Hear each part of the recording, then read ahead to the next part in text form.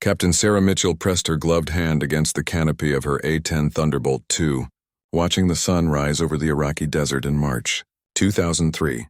The massive twin engines of her Warthog hummed beneath her as she prepared for what would become the most defining mission of her military career. At 28 years old, she had already earned a reputation as one of the most skilled close air support pilots in the 354th Fighter Squadron, but today would test every ounce of her training and courage. The briefing room had been tense that morning. Intelligence reports indicated heavy enemy activity near a strategic bridge that coalition ground forces needed to secure. Sarah's squadron was tasked with providing air cover for advancing troops, a mission that would take them deep into hostile territory where surface-to-air missiles and anti-aircraft fire posed constant threats. Her A-10, tail number 8248, carried a full load of 30-meter ammunition for its legendary Gu-8 cannon, along with Maverick missiles and precision-guided bombs. As Sarah ran through her pre-flight checklist, she couldn't shake the feeling that something was different about this mission. The enemy had been increasingly aggressive in recent weeks, and their air defense systems had become more sophisticated. Her crew chief, Staff Sergeant Rodriguez, had spent extra time inspecting every system on her aircraft.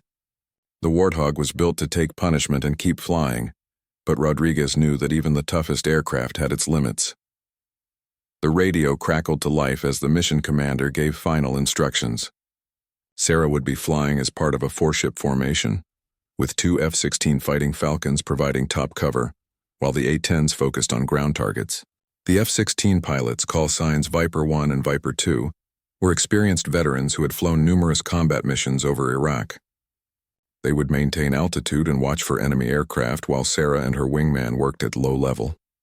Sarah strapped herself into the titanium bathtub that surrounded the A-10's cockpit, a design feature that had saved countless pilots from ground fire. The aircraft's reputation for survivability was legendary among military aviators. Stories circulated of Warthogs returning to base with massive damage, missing pieces of wing or with engines shot out, yet still managing to land safely. Sarah had always felt confident in her aircraft's ability to bring her home, but she also knew that confidence could be dangerous in combat. The takeoff was smooth as Sarah's flight of 4 aircraft lifted off from their forward operating base. The desert landscape stretched endlessly below them as they climbed to their patrol altitude.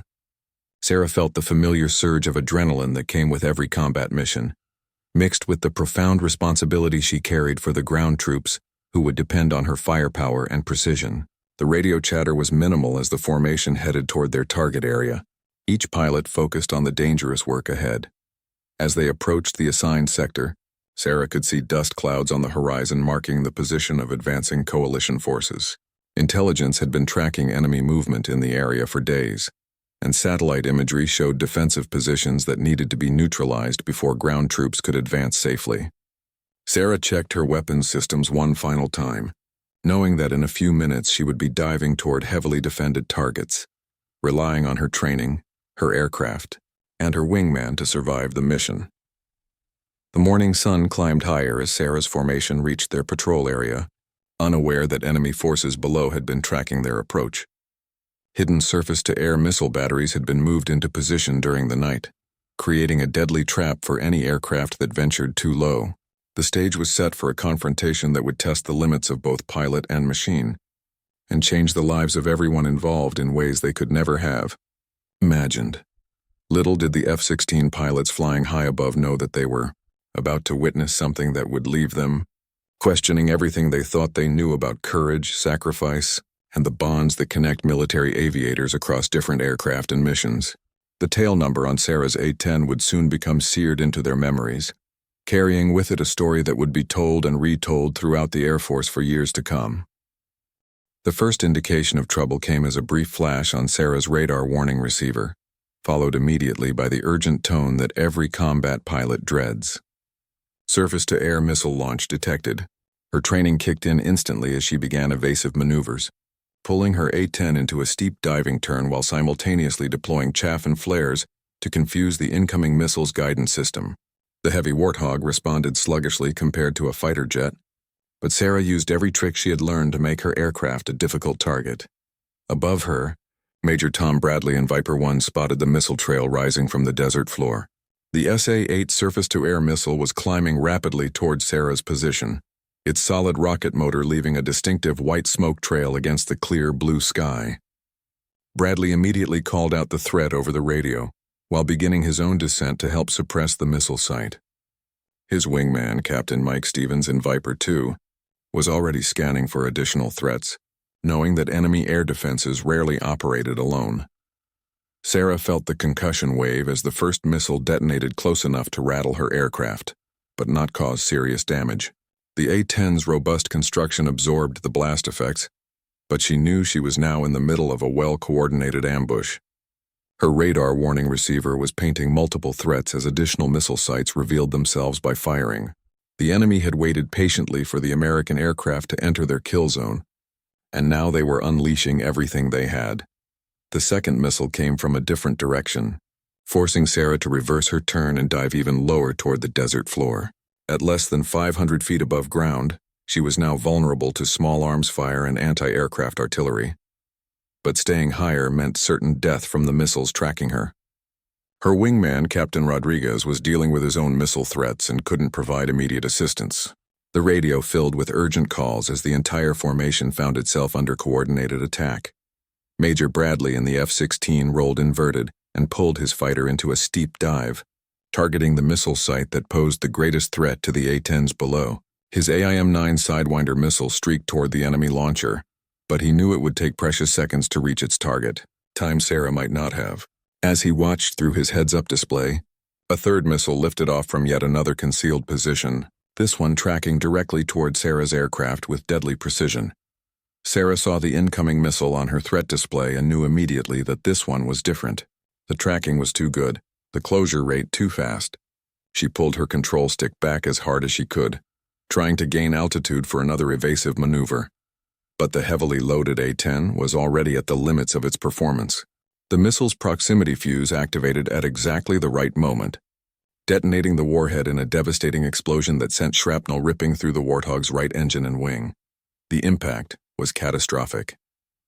Sarah felt the aircraft shudder violently as her right engine immediately caught fire and began disintegrating. Warning lights illuminated her cockpit like a Christmas tree as hydraulic fluid sprayed across her canopy, obscuring her vision. The A-10 rolled uncontrollably to the right as the damaged wing lost lift, and Sarah fought desperately to regain control of her dying aircraft. The smell of smoke and burning jet fuel filled her oxygen mask as she struggled with controls that were becoming less responsive by the second. From his position high above, Captain Stevens in Viper 2 watched in horror as Sarah's A-10 began trailing thick black smoke and burning debris. The aircraft was clearly mortally wounded, pieces of the right wing and engine nacelle separating from the fuselage as Sarah fought to keep it airborne. Stevens could see her attempting to level the wings and maintain altitude, but it was obvious that the Warthog was dying beneath her. The question now was whether she could keep it flying long enough to reach friendly territory. Sarah's training took over as she worked through emergency procedures while simultaneously trying to fly an aircraft that wanted to roll and dive toward the desert floor. The fire suppression system had activated automatically, but flames continued to pour from her right engine. Hydraulic pressure was dropping rapidly, making the controls increasingly difficult to manage. She knew she was running out of time and options, but she also knew that ejecting over enemy territory was almost certainly a death sentence. The radio crackled with urgent calls from her wingman and the F-16s above, but Sarah was too busy trying to keep her aircraft airborne to respond. Every second she remained in the air was a second closer to friendly lines, but every second also brought her closer to total loss of control. The A-10's legendary toughness was being tested to its absolute limits, and even the titanium bathtub surrounding her couldn't protect against a complete structural failure if the fire spread to the fuel tanks. With her aircraft rapidly deteriorating around her, Sarah made a desperate decision that would define the rest of the mission. Instead of immediately attempting to reach friendly territory, she spotted a convoy of coalition ground forces under heavy attack just 5 miles ahead. The soldiers were pinned down by enemy fire and desperately needed close air support to survive. Despite her damaged aircraft and personal peril, Sarah chose to fulfill her primary mission and protect the troops who were counting on her. The A-10's right engine was now completely destroyed, the turbine blades having disintegrated and left only a burning shell hanging beneath the wing. Sarah shut down fuel flow to the damaged engine and attempted to maintain flight on the remaining turbofan. The aircraft wanted to yaw violently to the right due to the asymmetric thrust, forcing her to apply constant left rudder pressure that made her leg muscles ache from the strain. Black smoke continued to pour from the wreckage of her right engine, creating a trail that could be seen for miles across the desert. Major Bradley and Viper 1 had successfully destroyed 2 of the missile sites, but more enemy air defenses were revealing themselves as Sarah's smoking A-10 continued its wounded flight toward the embattled ground convoy. Bradley could hardly believe what he was witnessing as the damaged Warthog lined up for an attack run, despite being on fire and barely controllable. He had seen A-10 pilots take incredible risks to support ground troops, but this was beyond anything in his experience. Sarah activated her targeting systems and began her attack run on the enemy positions surrounding the coalition convoy. The Ju-8 cannon beneath her aircraft held nearly 1,200 rounds of 30mm depleted uranium ammunition, and she intended to use every one of them before her aircraft became unflyable. Her damaged hydraulics made precise aiming difficult, but the A-10's gun was designed for area suppression, and Sarah had enough experience to compensate for her aircraft's erratic flight characteristics. The sound of the Ju-8 firing was distinctive even over the noise of combat, a deep buzzing roar that earned the A-10 its nickname as the Warthog. Sarah's first pass scattered the enemy forces attacking the convoy's lead vehicles, the massive 30mm rounds tearing through light armor and fortifications with devastating effect. She pulled up for another pass, her damaged aircraft wallowing through the air like a wounded bird, but still deadly to anything in her sights. Captain Stevens in Viper 2 was coordinating with other coalition aircraft to provide top cover, while Sarah continued her attack runs, but his attention kept returning to the smoking A-10 below. The aircraft was clearly operating on borrowed time, yet Sarah seemed determined to continue fighting until either the enemy was defeated or her aircraft finally succumbed to its damage. Stevens had never seen such dedication to mission completion under such desperate circumstances. On her second attack run, Sarah targeted the heavy weapons positions that posed the greatest threat to the ground convoy. Her cannon fire walked across the enemy emplacements with deadly precision, silencing machine gun nests and destroying anti-tank weapons that had been preventing the coalition forces from advancing. The soldiers below could see her damaged aircraft trailing smoke and fire, yet she continued to press her attacks with unwavering determination. The damaged A-10 was becoming increasingly difficult to control as additional systems failed. Sarah's left engine was now running hot, likely damaged by debris from the destroyed right engine. Hydraulic fluid had completely coated her canopy, forcing her to rely on her instrument displays for navigation and targeting. The aircraft's flight control computer was throwing error messages faster than she could acknowledge them, but the basic flight controls still responded to her inputs. Sarah keyed her radio to call for immediate close air support from other aircraft in the area, but what came out instead was a calm report on enemy positions and the status of the ground convoy. Even in her desperate situation, her primary concern remained the safety of the soldiers below. She provided detailed information about remaining threats and recommended target priorities for the F-16s that were now beginning their own attack runs on the enemy positions. Major Bradley listened to Sarah's professional radio calls with growing admiration and concern. Her voice remained steady and controlled despite the fact that her aircraft was obviously dying around her. She was continuing to provide tactical information and coordinate the air attack, even while fighting to keep her own aircraft airborne. Bradley had flown with many brave pilots over his career, but he had never witnessed such dedication to duty under such extreme circumstances. As Sarah completed her third attack run, the situation on the ground had changed dramatically.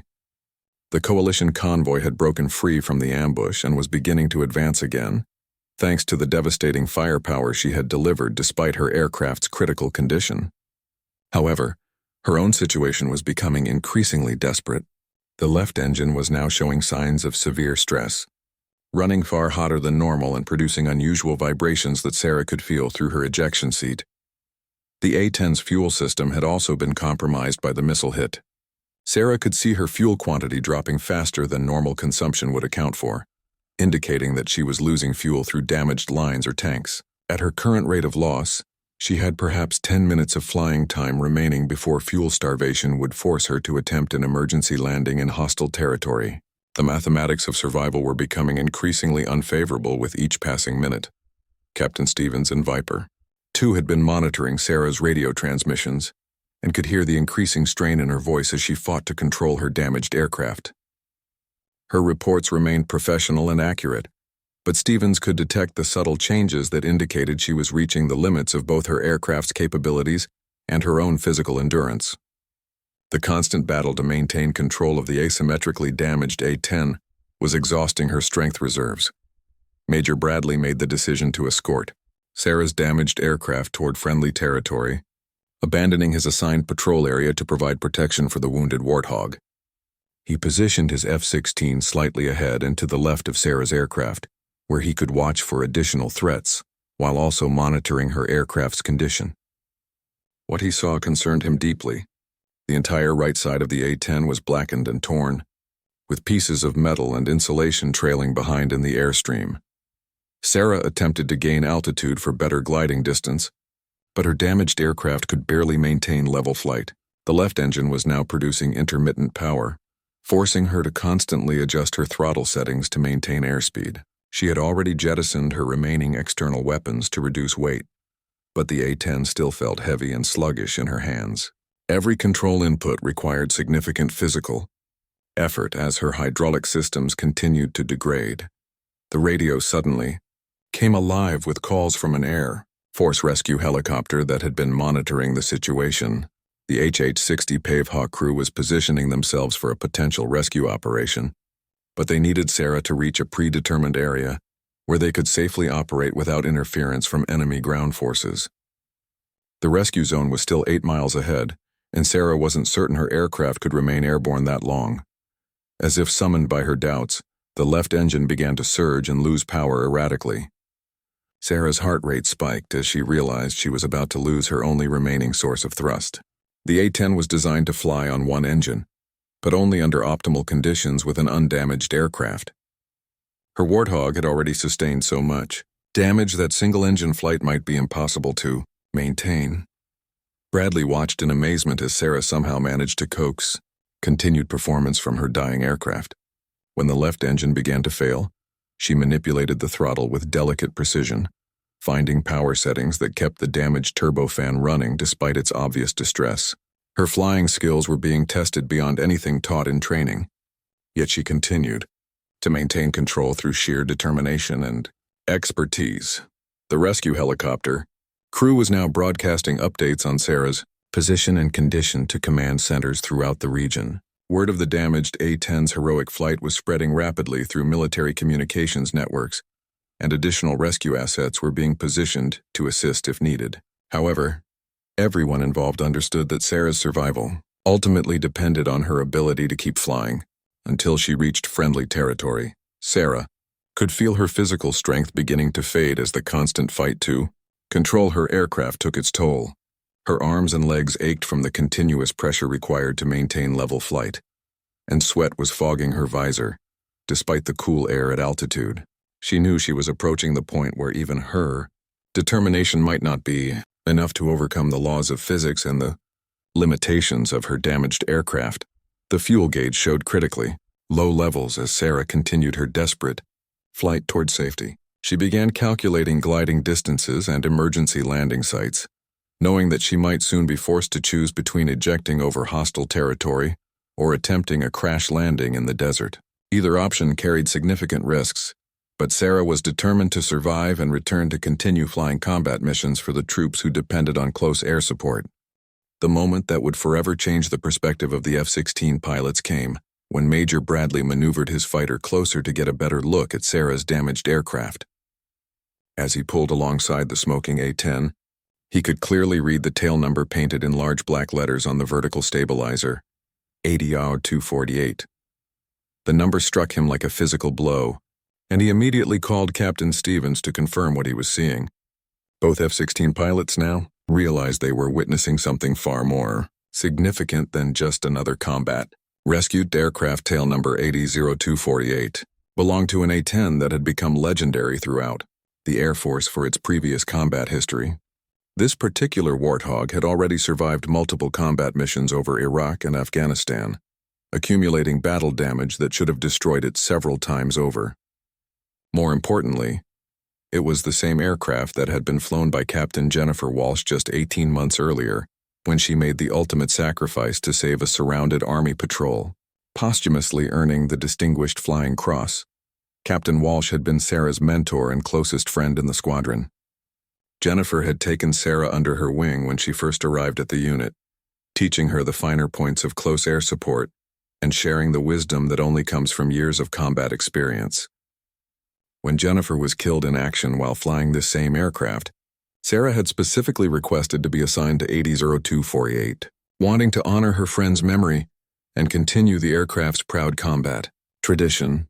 Bradley's voice was thick with emotion as he radioed the information to rescue coordination centers and higher command levels. The pilots and ground personnel monitoring the radio frequencies fell silent as word spread about which aircraft Sarah was flying. Everyone in the Air Force community knew the story of 80-0248 and Captain Walsh's heroic final mission. Now they were witnessing another chapter being written in the aircraft's remarkable combat history. Sarah herself had insisted on flying 80-0248, despite knowing its history and the emotional weight that came with it. She believed that Jennifer's spirit somehow lived on in the aircraft, guiding and protecting subsequent pilots who flew it into combat. Whether or not such beliefs had any basis in reality, Sarah drew strength from the connection she felt to her fallen friend, especially now when she needed every possible source of courage and determination. The left engine finally gave up completely, the turbofan winding down with a mechanical sigh that Sarah could feel as much as hear. Now flying on pure momentum and the A-10's impressive gliding characteristics, she had perhaps 3 minutes to find a suitable landing site before aerodynamics would force her to the ground, regardless of her preferences.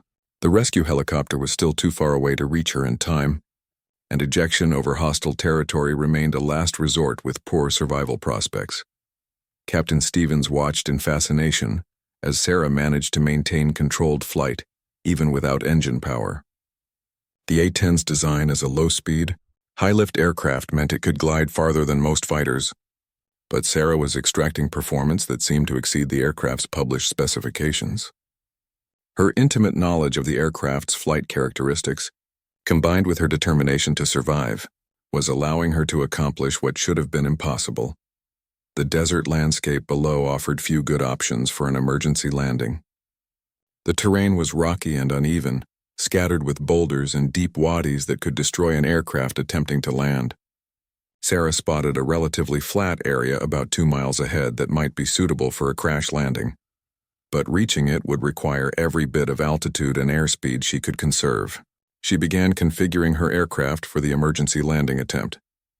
Bradley coordinated with the rescue helicopter crew to position themselves as close as possible to Sarah's intended landing site. The HH-60 pilots were already calculating approach routes and extraction procedures, knowing they would have only minutes to reach Sarah after her aircraft touched down. Enemy forces in the area were certainly aware of the drama unfolding above them and would quickly move to capture or kill any pilot who survived a crash landing. As Sarah prepared for what might be her final approach, she thought about Captain Walsh and the courage her friend had shown in similar circumstances. Jennifer had chosen to stay with her damaged aircraft long enough to complete her mission and save the soldiers on the ground, making the ultimate sacrifice to protect others. Now Sarah faced her own moment of truth, flying the same aircraft and drawing inspiration from the same values that had driven her mentor's heroic actions.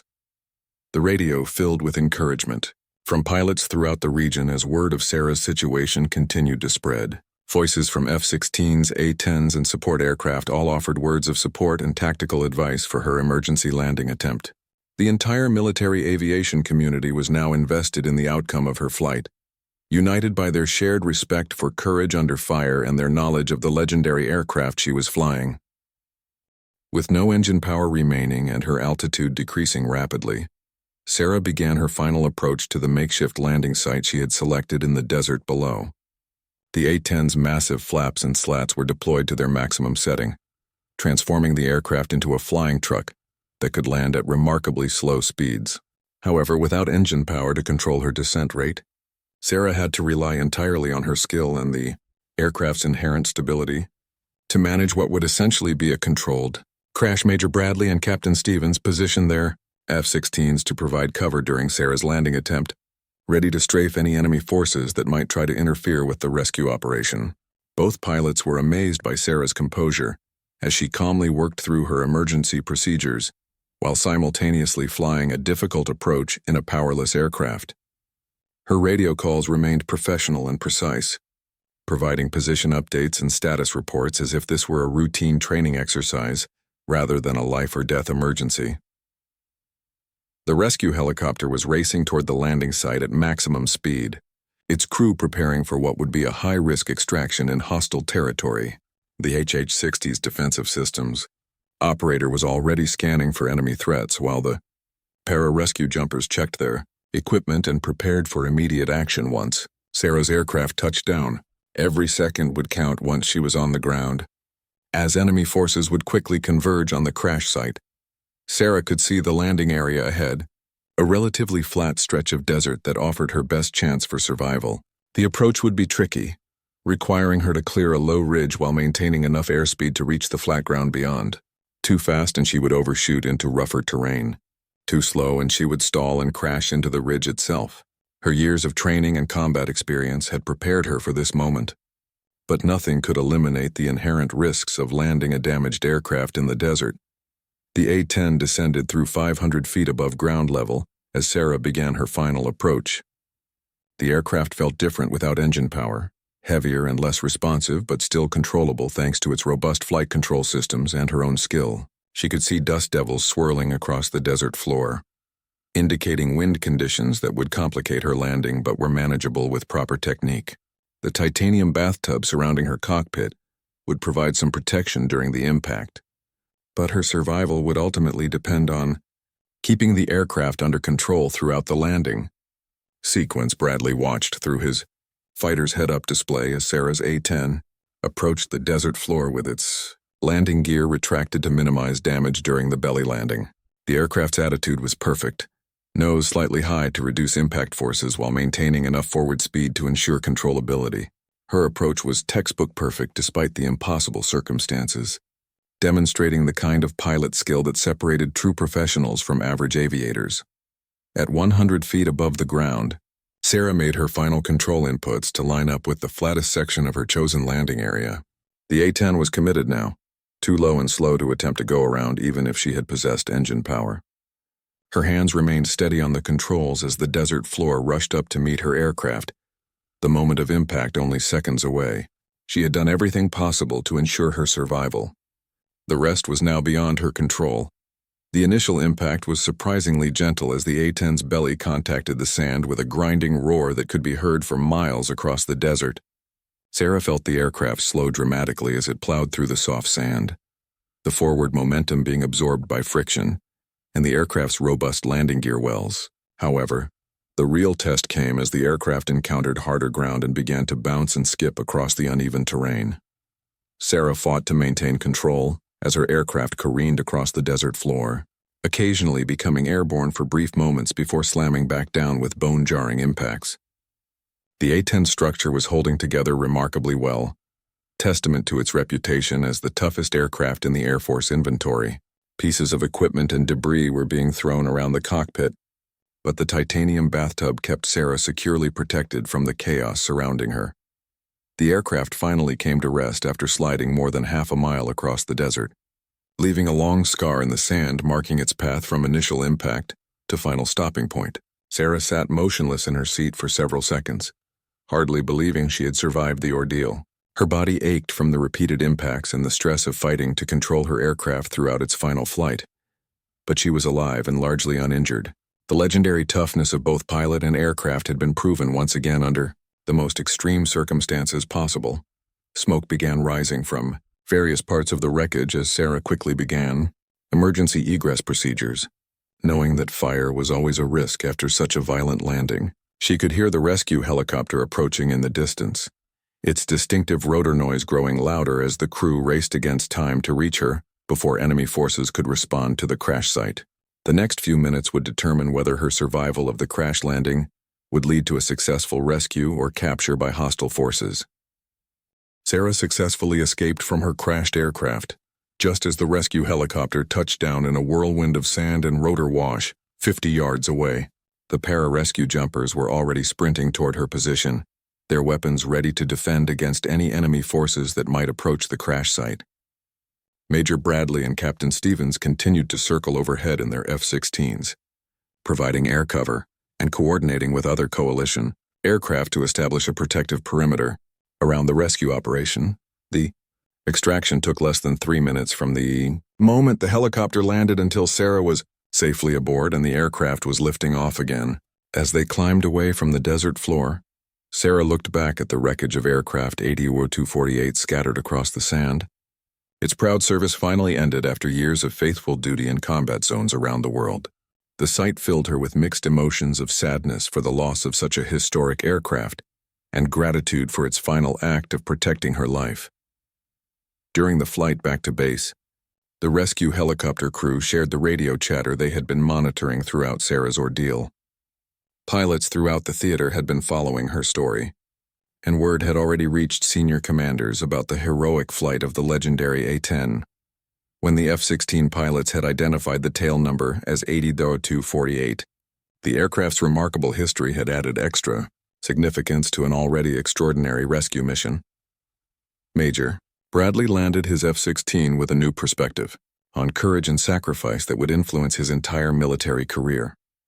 He had witnessed something that transcended normal combat operations, watching a pilot risk everything to save ground troops while flying an aircraft with its own heroic legacy. The combination of human courage and mechanical reliability had created a story that would be told throughout the Air Force for generations to come. Captain Stevens was equally moved by what he had witnessed during Sarah's desperate flight to safety. The professionalism and determination she had displayed while fighting to control her damaged aircraft had redefined his understanding of what it meant to be a military aviator. Her willingness to continue attacking enemy positions despite her own peril demonstrated the kind of selfless dedication that formed the foundation of military service. Sarah's debriefing took several hours as intelligence officers sought to understand every detail of her mission and the enemy defenses she had encountered. However, the most significant impact of her story was not tactical but inspirational. Within days, accounts of her heroic flight were circulating throughout military installations worldwide, serving as an example of courage under fire and dedication to mission accomplishment even in the face of overwhelming adversity. The wreckage of aircraft 80 or 248 was eventually recovered from the desert and transported to an Air Force museum, where it was restored and placed on permanent display. A plaque beside the exhibit tells the story of both Captain Jennifer Walsh's ultimate sacrifice and Captain Sarah Mitchell's miraculous survival, connecting two acts of heroism separated by 18 months but united by the same aircraft and the same values of duty, honor, and sacrifice. Sarah returned to flying combat missions within 6 weeks of her rescue, this time in a different A-10 but carrying forward the lessons learned from her experience in 80-248. She never forgot the inspiration she had drawn from her connection to Captain Walsh's memory, or the way that aircraft had somehow carried her through impossible circumstances to safety. The bond between pilot and aircraft, strengthened by shared combat experience, had proven itself once again in the most dramatic fashion possible. Major Bradley and Captain Stevens remained friends with Sarah throughout their military careers, bonded by their shared experience during that memorable mission over Iraq. Bradley often said that watching Sarah's heroic flight had taught him more about courage and dedication than any formal training program ever could. The three pilots would eventually serve together on multiple occasions, their mutual respect forged in the crucible of combat and tested under the most extreme circumstances. Years later, when Sarah had become a senior officer herself, she would tell young pilots about the legacy they inherited when they stepped into any military aircraft. Every plane carried the history of those who had flown it before, their courage and sacrifice becoming part of the aircraft's identity and inspiring future generations of aviators. The story of tail number 80-248 became her favorite example of how individual acts of heroism could transform a machine into something approaching legend. The F-16 pilots who witnessed Sarah's incredible flight never forgot the lesson they learned that day about the power of determination and the unbreakable spirit of military aviators who risk everything to protect their fellow service members. When they saw that tail number through their fighter aircraft displays, they understood they were witnessing not just a rescue mission, but the continuation of a legacy that would inspire aviators for decades to come.